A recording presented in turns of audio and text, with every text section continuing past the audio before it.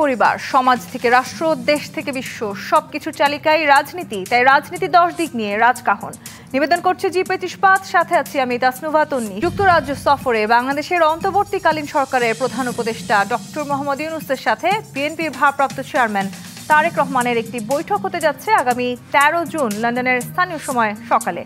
এই বৈঠক বর্তমান রাজনৈতিক প্রেক্ষাপটে একটি বড় টার্নিং পয়েন্ট হতে যাচ্ছে। সেই সাথে সৃষ্টি হতে পারে রাজনৈতিক নতুন ডাইমেনশন, কারণ নির্বাচনী রোডম্যাপ সংস্কার ও জুলাই সনদ ইস্যুসহ বিভিন্ন বিষয়ে সরকারের সাথে বিভক্তি তৈরি হয়েছে। সম্পর্কের টানাপোড়েনের ফলে এই বৈঠক হতে পারে দুই পাশের আস্থার সংকট কাটানোর উদ্যোগ। অবশ্যই দেশ ও গণতন্ত্রের বৃহত্তর স্বার্থে দুই পক্ষকে অনড় অবস্থান থেকে সরে ছাড় দিতে ঐক্যমতের আবেদন জানাবেন রাজনৈতিক বিশ্লেষকরা, বলছেন এমনটাই। সেই সাথে পরিবর্তিত এই পরিস্থিতিতে কি হতে যাচ্ছে এই হেভিওয়েট বৈঠকের ফলাফল, এসব নিয়েই আলোচনার বিষয়ে আজকে ইউনূস তারেক বৈঠক সৃষ্ট দূরত্ব কি কমবে? আজকের এই রাজকাহনের আলোচনা স্টুডিওতে আছেন বিএনপি চেয়ারপারসনের উপদেষ্টা আব্দুস সালাম, আছেন বাংলাদেশের বিপ্লবী ওয়ার্কার্স পার্টির সাধারণ সম্পাদক সাইফুল হক এবং আছেন জাতীয় পার্টির অতিরিক্ত মহাসচিব ও সাবেক সংসদ সদস্য ব্যারিস্টার শামীম হায়দার পাটোয়ারি। স্বাগত জানাচ্ছি আজকের রাজকাহনে। ব্যারিস্টার শামীম হায়দার পাটোয়ারি, যুক্তরাজ্য সফরে বাংলাদেশের অন্তর্বর্তীকালীন সরকারের প্রধান উপদেষ্টা এবং সেই সফর ঘিরে এই মুহূর্তে আসলে পুরো বাংলাদেশের চোখ, এবং সেই সফরে সবচাইতে হেভি ওয়েট যে আসলে ঘটনাটি ঘটতে যাচ্ছে সেটি হচ্ছে তারেক রহমানের সাথে লন্ডনে প্রধান উপদেষ্টার এই বৈঠক। কি মনে করছেন, বাংলাদেশের রাজনীতির সমীকরণ পাল্টে দেওয়ার জন্য এই একটি বৈঠক যথেষ্ট গুরুত্বপূর্ণ হতে যাচ্ছে কিনা? বৈঠকে মূলত আলোচনা হবে আমার ধারণা ইলেকশনের তারিখটা নিয়ে। সেই তারিখে 2 থেকে 3 মাস হেরফের হওয়া ছাড়া আর কি আলোচনা হওয়ার আছে ওখানে? আমি তো আর কোনো আলোচনা হওয়ার কোনো বিষয়বস্তু দেখি না। ফেব্রুয়ারিতে ইলেকশন হবে, জানুয়ারিতে নাকি এপ্রিলে? যেহেতু এপ্রিল ডক্টর ইউনূস বলেই দিয়েছেন উনি আর ইউনূস স্যার এপ্রিলের পরে যাবেন না, সেখানে তারিখ যা জানুয়ারি, ফেব্রুয়ারি, ডিসেম্বর বলতে পারেন, এবং সেখানে একটা সেটেলমেন্ট হতে পারে। এখন যেটি সমস্যা, আমরা বাংলাদেশে যেমন আজকেও দেখলাম রবীন্দ্রনাথের কাচারি বাড়িতে লুটপাট হয়েছে, আঘাত হয়েছে, তাণ্ডব সিনেমা বন্ধ করে দেওয়া হয়েছে, কয়েক জায়গায় মিছিল হয়েছে তার বিরুদ্ধে। পর্যটন কেন্দ্রে আমরা ফেসবুকে দেখেছি তৌহিদি জনতার নামে অনেকেই পর্যটকদের টর্চার করছে, তাদেরকে উঠে আসতে বলছে। আমি জাস্ট ঈদের 2 দিন আগে ঢাকা থেকে আমার গ্রামের বাড়ি গিয়েছিলাম গাইবান্ধা, 22 ঘন্টা লেগেছে আমার যেতে। তো এইগুলো তো কোনো রাষ্ট্রের কালচারের সাথে যাচ্ছে না। এটা মব এবং স্টেটলেসনেস, টোটালি গভর্নমেন্টলেসনেস। তো সেখান থেকে দেশটাকে ফিরিয়ে আনতে গেলে একটা ভোট প্রয়োজন। ভোট আসলে মবতন্ত্রের নিবাস হবে, দলতন্ত্রের সৃষ্টি হবে। সেই দলতন্ত্রটা যে খুব বিশাল ভালো কিছু বাংলাদেশে আনবে এমনটা না, তবে একটা কাঠামো আসবে, একটা প্রশাসন আসবে, একটা পুলিশ আসবে, একটা আমলা আসবে, একটা রাজনৈতিক দল আসবে। সে দলে দুর্নীতি হবে, অনিয়ম হবে, শাস্তি হবে, আবার দলের মধ্যে ন্যায় বিচারও হবে, সবই হবে। এর বিকল্প হতে পারত অসাধারণ সুন্দর একটা গভর্নমেন্ট যারা সবাইকে নিয়ে দেশ চালাচ্ছে, উন্নয়ন করছে, এফডিআই নিয়ে আসছে, সংস্কার করছে। 10 মাসে এটার কোনো আলামত দেখা যায়নি। এই 10 মাস বাংলাদেশের ইতিহাসের একটা অলমোস্ট জলে যাওয়া একটা সময়। 10 মাস আগেও একটা ইলেক্টেড গভর্নমেন্ট আছে, সবাই সমর্থন দিয়েছে। আজকে লন্ডনে যে আওয়ামী লীগের নেতারা প্রতিবাদ করছে, কদর্যভাবে আমি বলবো, এটা আমি কখনো সমর্থন করি না। বাংলাদেশের কেউ বিদেশে গেলে যেভাবে করে বিদেশে অপোজিশনরা প্রতিবাদ করে, ডিম ছুঁড়ে মারে, গালি দেয়, এটা জাতি হিসেবে আমাদেরকে হীনমন্যতায় ভোগায়। এটা আগে করতে বাধ্য হতো বিএনপি, যখন শেখ হাসিনা বিদেশে যেত বিএনপি করতে, কারণ বিএনপির বাংলাদেশে কোনো অ্যাভিনিউ রাখা হয়নি। এখন যেহেতু আওয়ামী লীগের কোনো অ্যাভিনিউ বাংলাদেশে নাই, ওরা বিদেশে করবে, এটা আমাদের জাতিগতভাবে খারাপ দেখাবে। কিন্তু এই লোকগুলো কিন্তু অনেকেই জুলাই আগস্টের মুভমেন্টে আওয়ামী লীগের বিরুদ্ধে ছিল। কারণ আমি লন্ডনে ছিলাম 4 বছর, আমি লন্ডনে জানি ওখানে আওয়ামী লীগ খুব স্ট্রং, এবং লন্ডনে জুলাই আগস্টে যে মুভমেন্টটা হয়েছে ওখানে আওয়ামী লীগের সমর্থকরা অংশগ্রহণ করেছিল। তো 10 মাসে দেশটা এমনভাবে চললো যে ওই লোকগুলো আবার আওয়ামী লীগে ফেরত গেল এবং আবার আওয়ামী লীগের পক্ষে ভয়েস রেজ করা শুরু করলো। ব্যর্থতা কার? এই 10 মাসের গভর্নমেন্ট। তারা সবাইকে নিয়ে চলতে পারেনি, একটা লক্ষ্যমাত্রা ঠিক করতে পারেনি, একটি নির্দিষ্ট এইম করে চলতে পারেনি। সবাইকে নিয়ে চলার মতো তো নিশ্চয়ই আওয়ামী লীগ নেই। শামীম হায়দার পাটোয়ারি, আওয়ামী লীগকে নিয়ে চলার কি কথা ছিল এই অন্তর্বর্তী সরকারের? এটি অনেক বড় তাত্ত্বিক প্রশ্ন। 90 সালে এরশাদ স্যার যখন পদত্যাগ করলেন, মেবি সাইদুল হক ভাই তখন আন্দোলন করেছিলেন, এরশাদ বিরোধী আন্দোলনের নেতা, ওনারা কিন্তু জাতীয় পার্টি ব্যান বা জাতীয় পার্টি ইলেকশন করতে পারবে না এই কথা বলেননি। জাতীয় পার্টি ইলেকশন করেছিল এবং তখন যারা বড় বড় নেতা ছিলেন সকলেই একটা চার্টার করেছিলেন যে 3 দলীয় রূপরেখা হয়েছিল, প্লাস 3 জোটের রূপরেখা। সেখানে কিন্তু সর্বজন সবাইকে নিয়েই চলার দেশ করার কথা বলা হয়েছিল। তো এখন যারা আন্দোলন করেছে, লিড নিয়েছে, যারা হুঙ্কার দিতে পারছে, সেই তরুণ ছাত্র নেতারা, তাদের রাজনীতির বয়স 45 দিন, তাদের রাজনৈতিক ম্যাচুরিটি ওই 45 দিনের আন্দোলন। কিন্তু সেই সময় যারা বিজয়ী শক্তি ছিল তারা কেউ মুক্তিযুদ্ধ করেছে, কেউ 15ই আগস্টের পর আন্দোলন করেছে, কেউ এরশাদ স্যারের আমলে 8 বছর আন্দোলন করেছে, কেউ জিয়ার আমলে 5 বছর জেলে ছিল।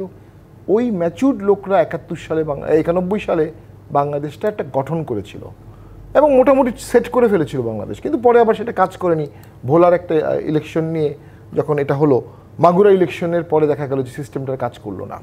তো এখন যেটি হচ্ছে, আওয়ামী লীগকে ছাড়া বাংলাদেশ চলবে না, ব্যাপারটা মোটেও তা না। কিন্তু একটা কনসিডারেবল পোর্শন অফ জনগণকে বাদ দিয়ে আপনি যখন ইলেকশন করবেন, এই পোর্শনটা পৃথিবীর সব জায়গায় আন্দোলন করা শুরু করবে। এই ইউনূস স্যার পৃথিবীর যেখানে এখন যাবে সেখানে এই প্লে কার্ড নিয়ে আওয়ামী লীগের কিছু লোক দাঁড়িয়ে যাবে। তার সাথে আবার যোগ হয়েছে দেখলাম ইসকন, বিকজ ওই যে চিন্ময় দাশগুপ্ত প্রভুকে মুক্তি না দেওয়ার কারণে ইসকন পৃথিবীব্যাপী একটি শক্তিশালী সংগঠন, প্রত্যেক দেশের সংগঠন আছে, যেখানেই যাবে থাকলে আসলে সমালোচনা হবে, সেটিও তো স্বাভাবিক। অবশ্যই তাই, যেই সরকারই যখন ক্ষমতায় থাকবে তাদেরকে নিয়ে সমালোচনার জায়গা তৈরি হবে। অবশ্যই সমালোচনা হবে, কিন্তু সমালোচনা দিয়ে ন্যারেটিভস তৈরি হয়ে গেলে আপনি সেটা ওভারকাম করতে পারবেন না। আমি সাইফুল হক আপনার কাছে আসতে চাই। এই উপদেষ্টাদের নিয়ে আসলে অনেক রকমের আলোচনা আছে। এই তারেক রহমান এবং প্রধান উপদেষ্টার যে বৈঠক, সেটি ঘিরে নানান রকমের আলোচনা সমালোচনা চলছে। এই উপদেষ্টা মণ্ডলীর মধ্যে আসলে যারা আছেন তাদের বেশিরভাগই অরাজনৈতিক ব্যক্তি এবং অনেক বিশ্লেষকদেরই ধারণা এই ধরনের অরাজনৈতিক ব্যক্তিরা যখন ক্ষমতায় থাকেন তাদের আসলে ক্ষমতা টিকিয়ে রাখার এক ধরনের প্রবণতা থাকে। কি মনে করছেন, সেরকম কোনো ভীতি নিয়ে এই বৈঠকে আলোচনা হওয়ার সম্ভাবনা আছে কিনা? যদিও আজকে প্রধান উপদেষ্টা লন্ডনে বসে বলেছেন সরকারের অংশ হবার কোনো ইচ্ছেই তার নেই। আপনাকে ধন্যবাদ। আমি দর্শক শ্রোতা আপনাদেরকেও ঈদের শুভেচ্ছা জানাচ্ছি। প্রিয়ভাজন দুই আলোচক এবং নেতৃবৃন্দ, তাদের জন্য শুভকামনা। আমি এই বৈঠকের ব্যাপারে খানিকটা আশাবাদী হতে চাই যে আমরা একটা গুরুত্বপূর্ণ ক্রান্তিকালে আমাদের অন্তর্বর্তী সরকার প্রধান, যার উপরে আমরা রাজনৈতিক দলগুলো আমাদের সমর্থনে যে সরকার গঠিত হয়েছে, এখনও নানা সমালোচনা থাকার পরেও যে সরকারের প্রতি আমরা আমাদের সমর্থন এখনও অব্যাহত রেখেছি। আমি নিজে বলেছি, আপনারা দেখেছেন, আমি বলেছি যে আমরা মাঝ নদীতে আমরা মাঝি বদলাতে চাই না। তো সুতরাং আমরা তো আস্থাটা রাখতে চাই। আর যে সময় হচ্ছে, কিন্তু উনি ঈদের ঠিক আগের দিন সন্ধ্যায় মানুষ যখন একটা উৎসবের আমেজের মধ্যে আছে, তখন জাতির উদ্দেশ্যে প্রধান উপদেষ্টার যে ভাষণ, আমাদের বিশাল জনগোষ্ঠীর মানুষকে কিছুটা ক্ষুব্ধ করেছে, হতাশ করেছে, কিছুটা বিরক্ত করেছে। মানুষের ঈদের আনন্দ অনেকখানি মাটি করে দিয়েছে। কারণ এই আপনি একটু আগে দেখাচ্ছিলেন, আমাদের প্রধান উপদেষ্টার বক্তব্য দেখাচ্ছিলেন, 17 বছর ধরে মানুষ একটা উৎসব মুখর একটা নির্বাচন করবে। তো এত ক্যালকুলেটেড 17 বছর ধরে মানুষ যে নির্বাচনের জন্য অপেক্ষা করছে, সেই নির্বাচনের জন্য নিশ্চয়ই এপ্রিল মাস বাংলাদেশের এটা কোনো ভালো কোনো বা উপযুক্ত কোনো সময় নয়। এটা বোঝার জন্য রাজনৈতিক গবেষক হওয়ার দরকার নেই, পণ্ডিত হওয়ার দরকার নেই, সাধারণ কাণ্ডজ্ঞান থাকলে সেটা বোঝা যায়। তার মানে আপনার রোজার মাঝামাঝি আপনাকে নির্বাচন প্রচারণা শুরু করতে হবে। এপ্রিল মাসে যে আমাদের পাবলিক পরীক্ষা যেটা হবার কথা আছে, এসএসসি পরীক্ষা, লক্ষ লক্ষ ছেলেমেয়েরা যেখানে পরীক্ষার্থী, প্রায় অসংখ্য অভিভাবকরা যুক্ত। আর তারপরে আমাদের এখানে আবহাওয়াগত যে সংকট, কালবৈশাখী হতে পারে, ঝড় বৃষ্টি হতে পারে, গরমের প্রশ্ন আছে। যখন আপনার সুযোগ আছে, আপনি এর চেয়ে আগে আপনি সবচেয়ে অনুকূল একটা সময়ে, যে সময়টা কম ঝুঁকিপূর্ণ, কম বিপদমুক্ত, যেখানে আপনি সত্যি সত্যি মানুষকে, নির্বাচনকে যদি আপনি উৎসবের আমেজ দিতে চান, তাহলে রাজনৈতিক দলগুলো যেটা বলেছিল যে ডিসেম্বরের ভেতরে এই নির্বাচনটা করা সম্ভব। তো সেখানে প্রধান উপদেষ্টা এপ্রিল বললেন। তো এবারকার যে বৈঠকে এবং ওনার ভাষণের পরে বিএনপি বা বিপ্লবী ওয়ার্কার্স পার্টি বা মাঠের রাজনৈতিক দলগুলোতে একটা ক্ষুব্ধ প্রতিক্রিয়া ইতিমধ্যেই আমরা ব্যক্ত করেছি। এ ব্যাপারে কোনো সন্দেহ নেই। কারণ কি? কারণ বিপুল অধিকাংশ রাজনৈতিক দল প্রত্যেকেই তারা দাবি করেছেন, আকাঙ্ক্ষার কথা বলেছেন, জনগণের প্রত্যাশা যে আপনি 31শে ডিসেম্বরের মধ্যে কেন এটা, কারণ আমরা যুক্তি দিয়ে কথাটা বলেছি, নির্বাচন কমিশন প্রস্তুত, তারা ডিসেম্বরকে রেখে তারা একটা কাজ তারা করছেন। একই সাথে আমরা বলেছি বিচারটাকে দৃশ্যমান হবে, এ ব্যাপারে সবাই আমরা একমত। আর জুন বা জুলাইয়ের মধ্যে জুলাই সনদ স্বাক্ষরের ব্যাপারেও দলগুলো সেখানে এক ধরনের প্রস্তুতি রয়েছে, যেখানে আমরা একমত হতে পারি, তার উপরে ভিত্তি করে একটা জুলাই সনদ স্বাক্ষর করব। বাকি থাকে নির্বাচনের ব্যাপারে। তো সুতরাং সরকার কোনো এবং প্রধান উপদেষ্টা তিনি কোনো যুক্তি দিয়ে বলছি তিনি কোনো যুক্তি দিয়ে বোঝাতে পারেননি কেন ডিসেম্বরের পরিবর্তে আরও 3.5 মাস বা 4 মাস বেশি সময় নেওয়ার প্রয়োজন হবে। সেজন্য ক্ষুব্ধ করেছে তিনি যে রাজনৈতিক দলগুলোর সমর্থনে তিনি ক্ষমতায় আছেন, আমাদের ব্যাপক সমর্থনের জন্য তিনি ক্ষমতায় আছেন, তিনি আমাদের মতামতটাকে বিবেচনার মধ্যে নেননি, সম্মান জানাননি। কিন্তু আমি যেটা আমি বলতে চাই, এবার একটা সুযোগ তৈরি হয়েছে, যে সুযোগটা আমি দেখেছি এই বৈঠকের ব্যাপারে বিএনপির চেয়ে মনে হয়েছে গণমাধ্যম আপনারা যেসব তথ্য দিয়েছেন সরকারের দিক থেকে আগ্রহের জায়গাটা আমরা দেখেছি কম্পারেটিভলি অনেক বেশি। তার মানে হচ্ছে যে আমি কথাটা একটু বলবার সুযোগ দেন, সরকারের দিক থেকে অন্তর্বর্তী সরকারের প্রধান কিছু জিনিস সম্ভবত অফার করবার আছে, কিছু জিনিস তার দিক থেকে বলবার কথা আছে। সেটা আমি যেটা শামীম হায়দার পাটোয়ারি বললেন, শুধুমাত্র নির্বাচনের তারিখ নয়, তারা নিশ্চয়ই বিচারের ব্যাপারে কথা বলবেন, সংস্কারের ব্যাপারে কথা বলবেন। আর যে সরকার এখন যে সরকারের কোনো জবাবদিহিতা নাই, বাস্তবে পরবর্তী নির্বাচিত সরকারের সাথে সেই সরকারের সম্পর্ক কি হবে, তো এইগুলো বুঝবেন, অনেকগুলো বিষয় গণমাধ্যমে আসবে না, এটা নিশ্চয়ই বোঝার মতো বুদ্ধিমত্তা তো নিশ্চয়ই আমাদের সবার থাকা উচিত। সুতরাং অনেকগুলো বিষয় যখন যখন কোনো নির্দিষ্ট এজেন্ডা, তার মানে যে কোনো বিষয়ে একটা ওপেন এন্ডেড ডিসকাশন হবে, সেখানে আমি মনে করি আলোচনাটা গুরুত্বপূর্ণ। এদিক থেকে যদি সরকারের সদিচ্ছা থাকে, আমি মনে করি একটা উইন উইন জায়গাগুলো থেকে সরকার রেখে, তিনি দলগুলো রেখে একটা আলাপ আলোচনা বোঝাপড়ার মধ্যে বলেছি বর্তমান স্টেলমেট যেটা আছে, অচল অবস্থা যেটা তৈরি হয়েছে, এটা কাটিয়ে উঠবার ক্ষেত্রে প্রধান উপদেষ্টা তিনি এই সুযোগটা গ্রহণ করবেন, কাজে লাগাবেন, এবং তাহলে সরকারের প্রতি জনআস্থাটা বৃদ্ধি পাবে। আমি তো জনাব আব্দুল সালাম আপনার কাছে আসতে চাই। লন্ডনের 53 পার্ক স্ট্রিট হোটেল ডরচেস্টার, এই ঠিকানার দিকে মূলত পুরো বাংলাদেশ তাকিয়ে আছে। আসলে 13 জুন কি হতে যাচ্ছে, বাংলাদেশের রাজনীতিতে সুবাতাস বইবে কিনা, সেই সাথে যেই নির্বাচন নিয়ে আসলে অনড় অবস্থানে রয়েছে বিএনপি সহ বেশ কিছু রাজনৈতিক দল, সেই নির্বাচনে যখন আমরা পর্যায়ে যেতে চাই, কিংবা যে অবস্থানে আপনারা আছেন সেখান থেকে এখনকার এই অন্তর্বর্তী সরকারের ক্ষমতার থেকে বেরিয়ে আসা জায়গাটিও তো খুব গুরুত্বপূর্ণ। বিশ্লেষকরা মনে করছেন ক্ষমতার এক্সিট রুট খুব গুরুত্বপূর্ণ এই ধরনের সরকারের ক্ষেত্রে। সেটি নিয়ে আসলে বিএনপি কিছু ভাবছেন কিনা, সেই বিষয়ে আপনারা আলোচনা করবেন কি? আপনাকে ধন্যবাদ, আমার সহ দুই বিজ্ঞ আলোচক, ওনাদেরকে ধন্যবাদ জানাই, যারা দেখছেন শুনছেন তাদেরকে ধন্যবাদ। শুনুন, আপনার শেষে যে কথাটা বলছেন এটা খুবই গুরুত্বপূর্ণ, যে কোনো সরকারি একটা এক্সিট পয়েন্টটা যদি ভালোভাবে যদি এক্সিট হয় তাহলে তার সাকসেস। তো এই বিষয়টার জন্য যেটা আজকে এই কাজটা যেটা উনি করতেছেন, এই কাজটা কিন্তু আমরা বিগিনিং থেকেই চাচ্ছিলাম যে উনি রাজনৈতিক দলগুলোর সাথে যাতে দূরত্বটা না বাড়ায়, কিন্তু বারবার বলার পরও কিন্তু উনি আসলে ওই পথে হাঁটেনি নাই। এই যে আজকে দেখেন সবাই, এটা সত্যি কথা যে আজকে হোল কান্ট্রি আজকে তাকায় আছে লন্ডনের দিকে, যে সেখানে বিএনপির ভারপ্রাপ্ত চেয়ারম্যান দেশনায়ক তারেক রহমানের সাথে আজকে কি আলোচনা হয়, এবং সবাই আশা করতেছে, এটা কিন্তু ইটস অ্যান এভরিবডি, সবাই আশা করতেছে একটা পজিটিভ কিছু হোক। অর্থাৎ যে জায়গাটা আজকে যে উনি এপ্রিলে নির্বাচনের কথা বলছেন, যে আমরা ডিসেম্বরের মধ্যে নির্বাচন কথা, অর্থাৎ এইটা যাতে একটা সুরা হয়, এটা কিন্তু সবাই চাচ্ছে, তা আমরাও চাই। এবং এই বিষয়গুলো যদি এর আগে উনি সবসময় আলোচনার পথে হাঁটতেন, যে দেশের যে কোনো সমস্যা সমাধানের জন্য রাজনৈতিক দলগুলোর নেতাদের সাথে আলোচনা করে যদি উনি সিদ্ধান্ত নিতেন, তাহলে কিন্তু আজকের এই যে একটা দোলাচলে যে দুলতেছিল, বিশ্বাস অবিশ্বাসের পর্যায়ে আসছে, এই পর্যায়ে আর যেতে হতো না।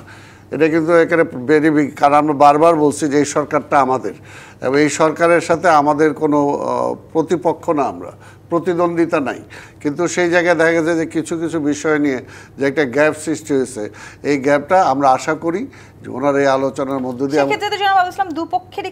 দুপক্ষেরই অবশ্যই। একটা জিনিস দেখেন, আমরা কিন্তু আমাদের নেতা জনাব তারেক রহমান মানে এই 5ই আগস্টের আগে থেকে 5ই আগস্টের পর পর্যন্ত তার যে ভূমিকা, তার যে স্টেটমেন্ট এবং তার যে বিভিন্ন মানে দল দেশ সম্পর্কে তার যে নির্দেশনা, দেখেন প্রত্যেকটা কিন্তু পজিটিভ। যদি বিএনপি চাইতো যে না দেশটা স্থিতিশীল না থাক, তাহলে তো 5ই আগস্টের পরে যেটা আওয়ামী লীগ বলছিল যে কয়েক লক্ষ লোক মারা যাবে, একটা দেশে একটা রক্তক্ষয়ী একটা অবস্থার মতো হবে, কিন্তু তারেক রহমান সাহেব কিন্তু এটাকে একটা স্ট্রংলি সে ম্যানেজ করছে দেশটাকে, যাতে একটা অ্যানার্কিজমের দিকে না যায়। তাই কাজে বিএনপি তো চায় সেটা, কারণ বিএনপি একটা নির্বাচন ছাড়া বিএনপি তো অন্য কোনো কিছু চাওয়া নাই। এর জন্যই তো আমরা চাই দেশে যদি একটা অস্থিরতার সৃষ্টি হয়, আজকে এই সরকার তো আজকে আছে কালকে চলে যাবে, কিন্তু দায়িত্বটা কিন্তু আমাদের। আমরা মনে করি যে আজকে আমরা শুধু বিএনপি নেই, এখানে আমরা 3 জন রাজনৈতিক দল করি, আমাদেরকে কিন্তু জনগণের কাছে জবাবদিহি করতে হয়, যে কোনোভাবে এখনও করতে হয় যে আমরা কি করতেছি, কি পারতেছি, কেন পারতেছি না। এই কারণেই বলবো আমরা কিন্তু সেটা মনে রেখেই কিন্তু আমরা এই অবস্থাটা আমরা বারবার বিএনপির পক্ষ থেকে মানে এই আলোচনায় বিএনপিও আসলে ছাড় দেওয়ার মানসিকতা নিয়ে এই বৈঠকে বসে। ছাড় এখানে কি, আপনার তো ন্যাচারালি আলোচনা হলে তো যেটা সবার জন্য ভালো সেটাই তো ওনারা চাবেন। আমরা তো চাই যে দুইটা নেতাও এখানে বসে দেশের জন্য, জনগণের জন্য, রাজনীতির জন্য, যেটা সাইফুল ভাই যেটা বললেন যে দেখেন এটা তো পরিষ্কার যে উনি কিন্তু এখন পর্যন্ত বলেনি যে এপ্রিলটা উনি কোন কারণে চয়েস করলেন, কোন কারণে চয়েস করলেন। আসলে এপ্রিলটা কোনোভাবেই বাংলাদেশের ভৌগোলিক, বাংলাদেশে যে মানে আমাদের যে অবস্থা সব কিছু মিলে, আমাদের এনভায়রনমেন্ট, তারপরে আমাদের পরীক্ষা, তারপরে আমাদের মানে সেই সময়ের দেশের যে অবস্থা সব কিছু মিলায় কিন্তু কোনোভাবে এপ্রিলে যায় না। তাই ডিসেম্বরটা কিন্তু শুধু বিএনপি বলছে এর জন্য না, আজকে বিভিন্ন রাজনৈতিক দল বেশিরভাগই কিন্তু আজকে সেটা, অর্থাৎ ওই সময়টা নির্বাচন, ধরেন আমরা নির্বাচন করব, আর আমি নির্বাচন রোজার মধ্যে কি আমি ক্যাম্পেইনে যাব? বলেন এটা কি সম্ভব? সেই সময় ছেলে মেয়েরা পরীক্ষা দিবে। আসতে চাইছেন সেই সময় অন্তর্বর্তী সরকারের ক্ষমতা থেকে বেরিয়ে যাওয়ার যে পথ, সেটি নিয়েও আসলে আপনাদের এই বৈঠকে আলোচনা হতে পারে। না না, আমরা তো চাই, আমরা তো বলছি বারবার যে এই সরকার সফল হোক, এটা আমরা চাই। তার সফলতাটা হলো যে একটা নির্বাচন করে নির্বাচিত সরকারের কাছে ক্ষমতাটা অর্পণ করে যদি সে যেতে পারে, তাহলে কিন্তু ওই জায়গাটাই তার সাকসেস। রাজনীতিকরণ করার কিন্তু অনেক ধরনের সংখ্যা আছে। বিরাজনীতিকরণ সংখ্যা যখনই এপ্রিলটাই যখন উনি চয়েস করছে, তখনই কিন্তু বিভিন্ন মানুষের মনে সন্দেহ আসছে যে আসলে নির্বাচনটা কি হবে। জি25 প্রাথমিক রাজকাহন থেকে বিরতি নিয়ে ফিরছি, সাথেই থাকুন। আরেকবার আমন্ত্রণ জি25 প্রাথমিক রাজকাহনে ব্যারিস্টার শামীম হায়দার পাটোয়ারি। বিরাজনীতিকীকরণ করবার এক ধরনের আভাস দীর্ঘদিন ধরে রাজনৈতিক দলগুলো বলার চেষ্টা করছে, যেখানে শঙ্কাও আসলে রাজনীতিতে আছে, এবং আমরা 1/11-এর মতন ঘটনাও দেখেছি, এবং বিএনপি কিংবা পুরনো রাজনৈতিক দলগুলোও এখন সেই শঙ্কা থেকে মুক্ত নয়। এই বৈঠকের পর কি মনে করছেন, এখন আসলে যেই জায়গাটিতে বাংলাদেশের রাজনীতি দাঁড়িয়ে আছে সেই শঙ্কা থেকে আমরা বেরিয়ে আসতে পারবো? না, আমি মনে করি বিরাজনীতিকরণের কোনো সম্ভাবনা বাংলাদেশে আছে বলে আমার মনে হচ্ছে না, নানা কারণে। একটি কারণ হচ্ছে যে কোনো মুভমেন্টই তো রাজনৈতিক মুভমেন্টই। 1/11 যখন হয়েছিল লগি বৈঠা আন্দোলনের ফলশ্রুতিতে হয়েছিল। 1/11 হওয়ার পরে ন্যাচারালি তারা এসে প্রথমে বিএনপিকে অ্যারেস্ট করে, পরে আওয়ামী লীগকে অ্যারেস্ট করে, তখন তত্ত্বটা আসে -2। তবে সেটা ফেইল্ড হয়, হোপলেসলি, মিজারেবলি এবং ভেরি ড্রাস্টিক্যালি ফেইল্ড হয়। তবে 1/11 প্রথম 10 মাস দুর্দান্ত দেশ চালিয়েছিল। প্রথম 6 মাস দেশ চালিয়েছিল, মনে হচ্ছিল বাংলাদেশে আর কোনো সরকারের দরকার নাই, বাংলাদেশে আর কোনো সংস্কারের দরকার নাই, সব ব্যাংক ঝকঝকে, করাপশন কমে যাচ্ছে, আজকে অমুকের বাড়িতে 50 লাখ টাকা, কালকে অমুক অ্যারেস্ট হচ্ছে, ম্যাসিভ সাকসেস। দেন ফলাফলে গিয়ে ওটার শেষ পর্যন্ত ওই জালটা অনেক বড় করে ফেলেছে, অনেক মাছ জালে ছিল, জালটা টান দিয়ে উপরে উঠাতে পারেনি। দ্রুত ভোট টোট দিয়ে কোনো রকম তার একটা এক্সিট নিয়েছে, সেফ এক্সিট নিয়েছে বলতে পারেন। যদিও অনেকেই 1/11-এ কুশীলবরা, কেউ আমেরিকাতে লরি চালাচ্ছে, কেউ আমেরিকা থেকে থেকেছে, আলটিমেটলি যে খুব সম্মানজনকভাবে তারা ছিল তা কিন্তু না, তাদের কোনো ফল্ট নাই, তারা দেশের স্বার্থে কাজ করেছে নিঃস্বার্থভাবে, এবং টপ কুশীলবরা ফাইন্যান্সিয়ালি 100% অনেস্ট ছিলেন, এটা আমরা ব্যক্তিগতভাবে জানি। এখন যেটা হয়েছে এই 10 মাসের পরে ওই সংস্কারের কোনো আউটকাম আমরা দেখতে পাচ্ছি না। বিরাজনীতিকরণ বাংলাদেশে হবে না। বাংলাদেশ ন্যাচারালি একটা পলিটিক্যাল নেশন, খারাপ হোক ভালো হোক যেটাই হোক। সো এখানে রাজনীতি থাকবে, রাজনীতিবিদ থাকবে। ডক্টর ইউনূস স্যার প্রথমে যেটি করেছিলেন, ওরা 17 বছর বা 15 বছরের আওয়ামী লীগের সাথে যে দ্বন্দ্ব, সেই দ্বন্দ্বে বাংলাদেশের রাজনীতিবিদরা তাকে পূর্ণ সমর্থন না দিতে পারেনি বা তাকে রক্ষা করতে পারেনি। হয়তোবা সে কারণেই উনি প্রথম থেকেই রাজনীতিবিদদের সাথে খুব একটা আমি মনে করি সম্মানশীল ছিলেন না। সেই দূরত্বটা কি এখন কমে আসছে বলে মনে করছেন? এখন কমলেও দেরি হয়ে গেছে অনেক বেশি।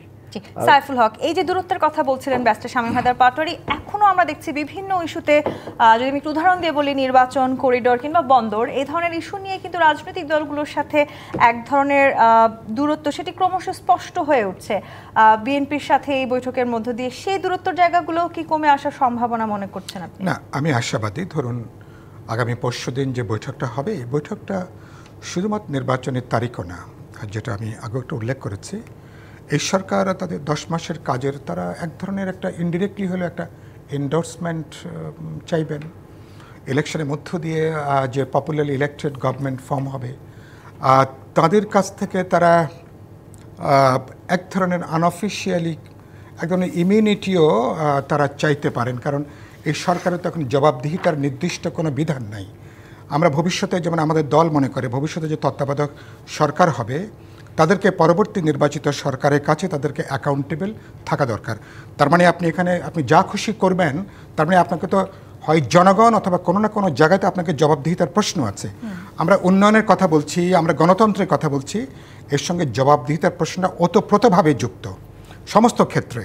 সুতরাং আমার ধারণা যে কথা বলবেন এবং পরবর্তীকালে ইলেক্টেড গভর্নমেন্টের কাছে তাদের একটা সেফ এক্সিট যাতে হয়, ইনডিরেক্টলি এসব বিষয়গুলো আলাপ আলোচনায় আসতে পারে।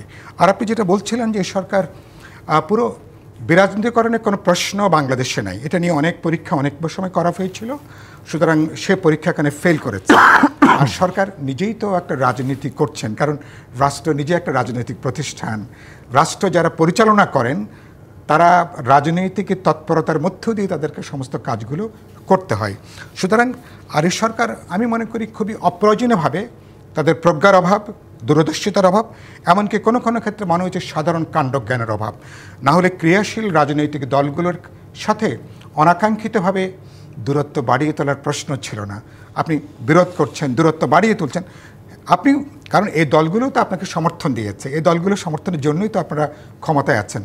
আপনি বলছিলেন না যে বন্দরের প্রশ্ন বলেন অথবা করিডোরের প্রশ্ন বলেন, আর প্রফেসর ইউনূস যিনি সরকার প্রধান, যার উপরে আমরা আস্থা রেখে আসছি, তিনি কিভাবে একটা ন্যাশনাল অ্যাড্রেসের বক্তৃতায় বলতে পারেন যারা বন্দর বিদেশি কোম্পানিকে দেওয়াকে বিরোধিতা করছে তাদেরকে তিনি প্রতিহত করবার ডাক দিচ্ছেন? এটা তো তার বলবার কথা না, কারণ তিনি তো এর কোনো পার্ট না।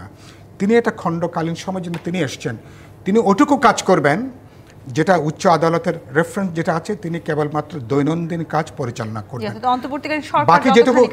বাকি যেটুকু করছেন সেটা হলো on the basis of consensus.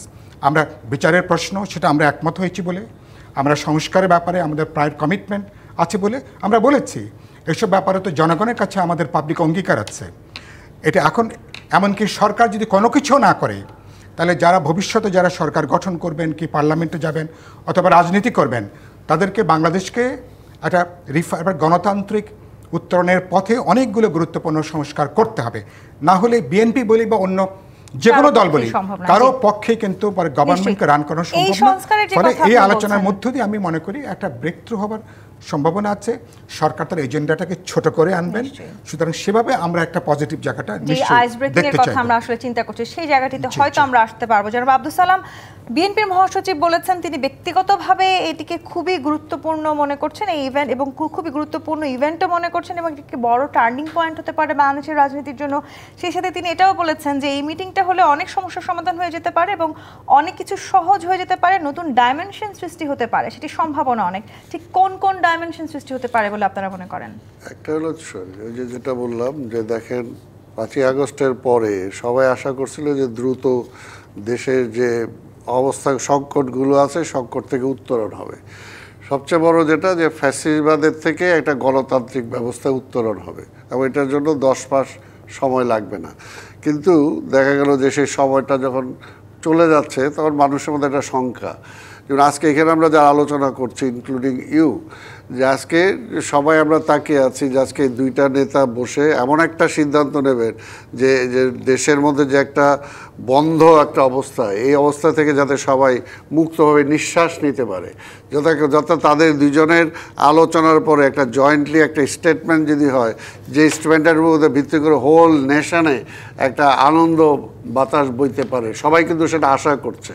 তো এই কারণেই সেটা থেকে আমরা মনে করি সবচেয়ে বড় ডাইমেনশন হলো যে যদি এখানে আমরা করতে পারি ষড়যন্ত্র যেগুলো চলছে আমাদের ইসের বাইরে, অর্থাৎ পরাজিত ফ্যাসিবাদ ষড়যন্ত্র করতেছে, জাতীয় আন্তর্জাতিকভাবে বিভিন্ন ষড়যন্ত্র হচ্ছে, এই সরকারকে ব্যর্থ করার জন্য ষড়যন্ত্র হচ্ছে, আবার ডেমোক্রেসিটা যাতে না আসে, যেটা একটু আগে আপনি বললেন যে আজকে ডেমোক্রেসিটাকে রহিত করার জন্য আবার সেই বিরাজনীতিকরণের জন্য যে চেষ্টা অনেকের মধ্যে সেগুলো থাকতে পারে। কাজে সব কিছু শেষ হয়ে যাবে যদি যখন একটা ইলেকশন ডেটটা নিয়ে একটা সময় নিয়ে যখন দুইটা নেতা একমত হয়ে একসাথে ঘোষণা দিতে পারবে, এটা একটা নিউ ডাইমেনশন।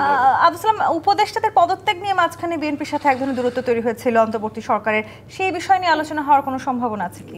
সব বিষয় নিয়ে আলোচনা হতে পারে। কথাটা হলো যে আমরা তো চাই যে এই ডক্টর ইউনূস সাহেব একটা নিরপেক্ষ সরকার, এবং আমরা একটা নিরপেক্ষ সরকার অধীনে একটা নিরপেক্ষ নির্বাচন হবে। কোনো রাজনৈতিক দল যারা বিলং করে বা তাদের আশীর্বাদ পুষ্ট কেউ ওই সরকারে থাকবে না, এটা তো সবাই চায়, এটা তো সবাই চায়, তাই না? তাই কারো কাজকর্মের মধ্যে দিয়ে যদি প্রতীয়মান হয় যে তারা পার্টিজান্ট হয়ে গেছে, তাহলে তো সেটা অবশ্যই সমালোচনার মধ্যে আসবে। কাজে ওই সমালোচনা ডক্টর ইউনূস সাহেব কেন তার কাঁধে নেবেন?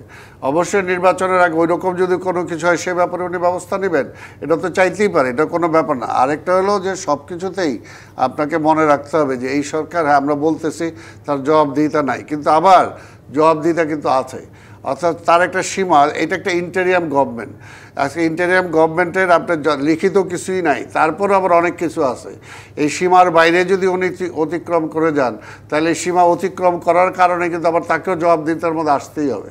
তাকেও শেখ হাসিনাও মনে করছিল কিসের সংবিধান কিসের কি, সব সে ফেলায় দিয়ে নিজে একক ফ্যাসিস্ট হয়ে গেছিল।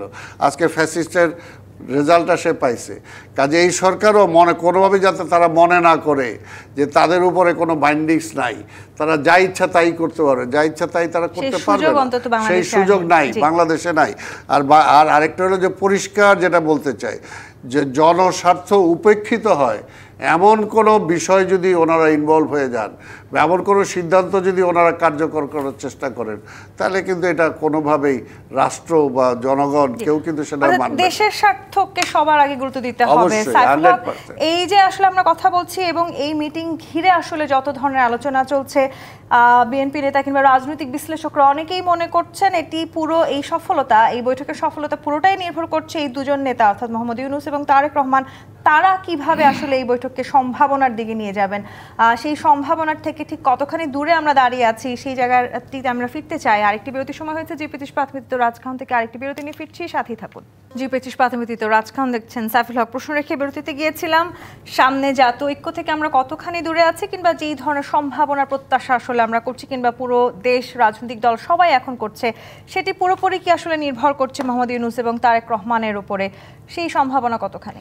আমি মনে করি এই বৈঠকে প্রধান স্টেকটা হচ্ছে সরকার প্রধানের। তিনি কি কি জিনিস তিনি অফার করবেন জনাব তারেক রহমান, বিরোধী দল, কারণ তিনি বিএনপির আকাঙ্ক্ষাটা জানেন, দাবিগুলো জানেন, রাজনৈতিক দল জনগণের আকাঙ্ক্ষা প্রত্যাশাটা তিনি জানেন। তো এগুলো বিবেচনার মধ্যে রেখে আমরা বলেছি আমরা বিচারের প্রশ্নে বলেছি, সংস্কারে বা আমাদের অঙ্গীকারটা আমরা বলেছি, বাকিটা নির্বাচনের কথাটাও আমরা সেখানে বলেছি।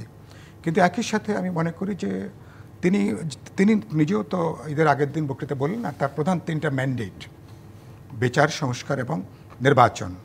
তো নির্বাচনটা তিনি যদি একটা উৎসব মুখর পরিবেশ যদি করে বেরিয়ে যেতে পারেন, তাকে নিশ্চয়ই আমরা ডাবল প্লাস দিতে কিন্তু আমার কোনো আপত্তি থাকবে না। তিনি এবার তার জন্য বড় একটা কিন্তু সুযোগ এবার, কারণ ইতিমধ্যেই তিনি যথেষ্ট উত্তাপ তৈরি করেছেন। তিনি যে দলগুলো তাকে সমর্থন জুগিয়ে আসছেন, তার প্রতি ভালোবাসা জানিয়ে আসছেন নানা সমালোচনার পরেও, কিন্তু সেই দলগুলোকে তিনি কোনো বিবেচনার মধ্যে তিনি নেননি। এটা কি সরকারের মধ্যে অনেকগুলো সরকারের জন্য, অথবা তার উপদেষ্টা মণ্ডলীর মধ্যে আপনি যেটা বলছিলেন যে রাজনৈতিক দলগুলোর মধ্যে একটা অনাকাঙ্ক্ষিত একটা বিরোধ বৈরিতা তৈরি করা, যেখানে ঐক্যের বাতাবরণটা বরঞ্চ গড়া দরকার ছিল, সেখানে অপ্রয়োজনীয়ভাবে আপনি এমন সব আচরণ করছেন যেখানে হিংসা বাড়ছে, বিদ্বেষ বাড়ছে, সন্দেহ বাড়ছে, অবিশ্বাস বাড়ছে। আপনার বন্দর নিয়ে তো এখন তো আপনার উঠে পড়ে লাগার কোনো প্রশ্ন নেই। আপনি মানবিক করিডোরের প্রশ্ন বলি, আপনি স্টার লিঙ্কে নিয়ে আসলেন কোনো দরপত্র ছাড়া, এত বড় একটা সিদ্ধান্ত ইন্টারন্যাশনালি একটা অর্গানাইজেশনকে আপনি নিয়ে আসছেন, অথচ কোনো ওপেন কোনো টেন্ডার কোনো কিছু ছাড়া আর কি, এরকম অনেকগুলো প্রশ্ন তো আসবে। এই জন্য বলতে চাই সরকারকে এজেন্ডাটা যদি তিনি ছোট করে আনেন, যদি তাহলে আলাপ আলোচনা, তিনি যদি 3টা এজেন্ডার মধ্যে থাকেন, দুটোর ব্যাপারে তো আমরা সবাই একমত, তিনিও একটা ভালো নির্বাচন চান যেটা তার জন্য সম্মানজনক হবে। আমি বলেছিলাম আমাদের সাথে আলোচনায় যে মানির অপমান বজ্রপাত তুল্য। আমরা প্রফেসর ইউনূস, তিনি মানি লোক, সম্মানী লোক, তাকে আমরা সম্মান জানাতে চাই, কিন্তু রাজনৈতিক দলগুলোর তাকে যে সমর্থন দিচ্ছে, এই সমর্থনটা সরকার কার্যকরীভাবে কাজে লাগাতে পারছেন না। এই সমর্থনটাকে তার উপদেষ্টায় কেউ হয়তো দুর্বলতা হিসেবে তারা বিবেচনা করছেন। সুতরাং এটা তাদের খুব ভুল পারসেপশন হবে আর কি। বাংলাদেশটার এই মুহূর্তে সারা দুনিয়াতে পলিটিক্যালি সবচেয়ে ভাইব্রেন্ট একটা সমাজ।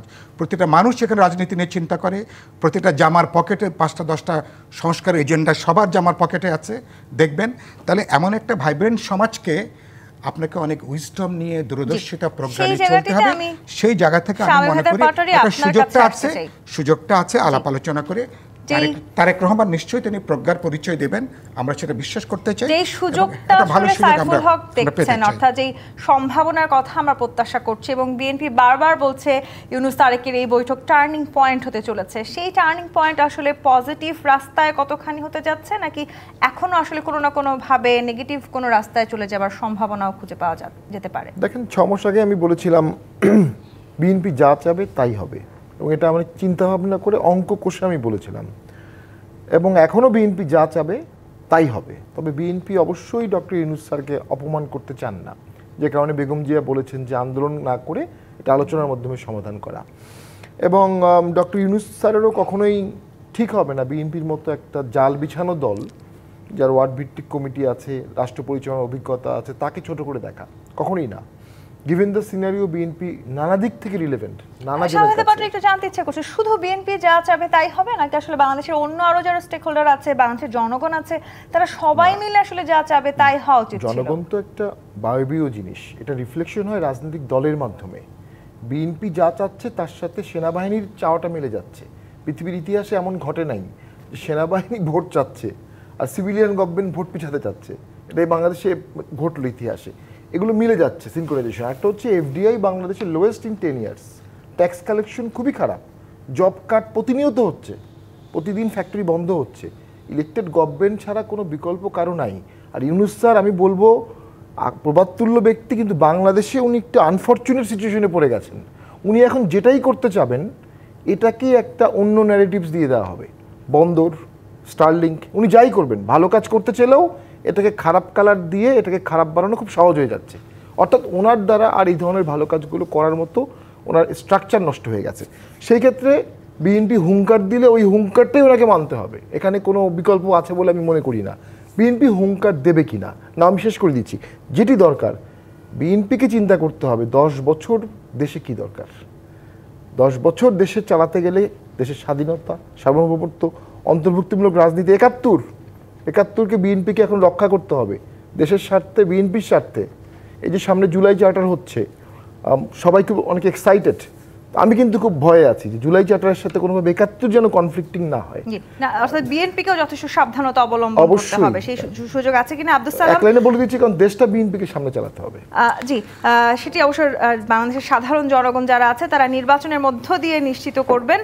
আমি একটু জানতে চাই, যে কথা বলছিলেন সাইফুল হক, বেশ কিছু জিনিস এই সরকারের অফার করবার আছে বিএনপিকে, আবার বিএনপিরও নিঃসন্দেহে কিছু বলার আছে অন্তর্বর্তীকালীন সরকার প্রধানকে।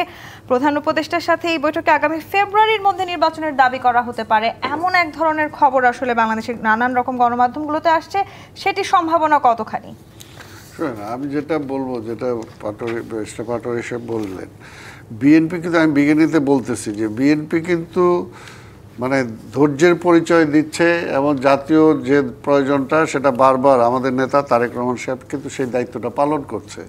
এখন এই আলোচনায় আসলে উঠে আসবে যে ডক্টর ইউনূস সাহেব কতটুকু সিনসিয়ার, উনি কতটুকু চান আসলে এই সমস্যাটা সমাধানের দিকে নিয়ে যেতে চান। এটা কিন্তু অনেকটা ওনার উপর নির্ভর করতেছে আজকে এই সাকসেসটা, এবং পরবর্তী পর্যায়ে নির্বাচিত সরকারের কাছে ক্ষমতা উঠে এখানে কিছু ইউনূস সাহেবের লস করার কিছু নাই, কিন্তু এখানে জাতির প্রাপ্তির প্রত্যাশা কিন্তু অনেক, জাতি কিন্তু এই বৈঠক থেকে রেজাল্টটা চায় এবং সেই রেজাল্টটার জন্য ইউনূস সাহেবকেই আগে আসতে হবে। এখানে কিন্তু এটা পরিষ্কার, এখানে ইগোর কোনো বিষয় নাই। ইগোর